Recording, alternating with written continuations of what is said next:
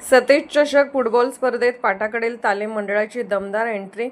Practice क्लबवर 2-1ने विजय मिळवत उपांत्य फेरीत धडक.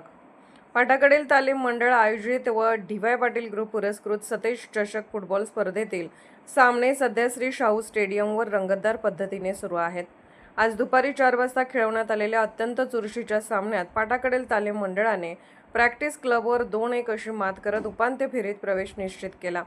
सामन्याची सुरुवात प्रॅक्टिस क्लबने आक्रमक पद्धतीने केली. 8व्या मिनिटाला अजिंक्य नलवडे याने दिलेल्या अचूक पासवर सागर चिले याने डाव्या पायाने जोरदार फटका मारत चेंडू पाटाकडीलच गोलरक्षक अमर गवळी याच्या डोक्यावरून थेट जाळ्यात पाठवला आणि प्रॅक्टिस क्लबला 1-0 अशी आघाडी मिळवून दिली. मात्र पाटाकडील तालीम मंडळाने लवकरच सावरत प्रत्युत्तर दिले. 18व्या मिनिटाला अनिश खजीर याच्या उत्कृष्ट पासवर यशराज कांबळे याने डीच्या बाहेरून शानदार शॉट मारत गोल नोंदवला आणि सामना 1-1 असा बरोबरीत आणला. पूर्वार्ध अखेरपर्यंत दोन्ही संघांनी चुरशीची लढत देत 1-1 अशी बरोबरी कायम ठेवली.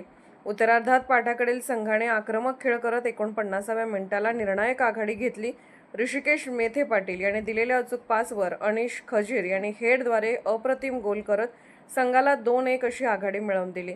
यानंतर प्रॅक्टिस क्लबने जोरदार हल्ले चढवले, मात्र त्यांना यश मिळाले नाही.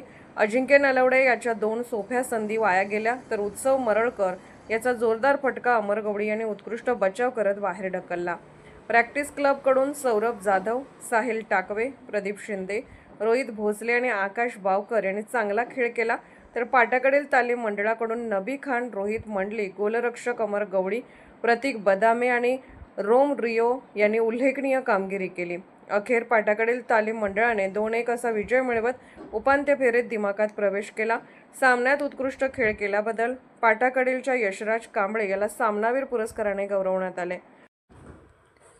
पोलिस ऑफ इंडिया न्यूज चॅनलला लाईक करा, शेअर करा आणि सबस्क्राईब करा.